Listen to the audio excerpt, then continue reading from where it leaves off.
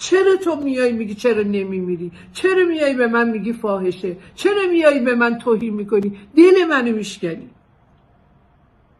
تو ممکنه اون لحظه که نوشتی فاحشه تو هنوز زنده، ببخشید من با این لحن میگم، ولی به اینجام رسیده. تو هنوز زنده ای، برو کفن بخر، برو توبه کن.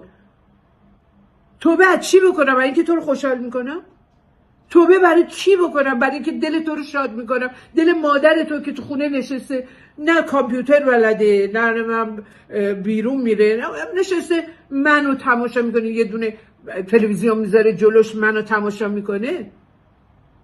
چرا من نباید باشم؟ چرا باید بمیرم؟ چرا آرزوی مرگ میکنید برای هر کسی؟ به والله این برمیگرده به خودتون. من نمیگذرم از تو. من که مثل تو نفرین مثلا نفرین برمیگرده به خود آدم. من میسپارمت به خداوند یکتا. چرا زنده ای؟ چرا نباشم؟ یکی میاد میگه موهاشو ببین، یکی میاد ناخونشو ببین، یکی میاد رژله ابروها چرا اینجوری؟ آقا من همینم که هستم. دوست نداری نیا منو ببین. من دعوتنامه که برات ننوشتم که قربونت برم الهی. نیا منو نبین لطفاً.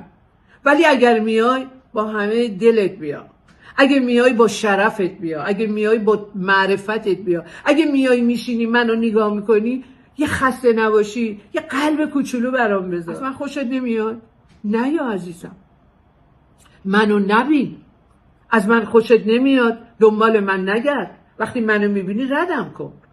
اصلا تو منو بلاکم کن که منو نبینی، ناراحت نشی، اعصابت خورد نشه، درونت به هم نریزه منو میبینی. ولی من همه جا هستم. تو وقتی منو میبینی هی میخوای به من فحش بدی؟ نمیدونم برو به من دعا کن که خداوند تو رو ببخشد. من چیکار کردم که ببخشم؟ من دکل دزدیدم؟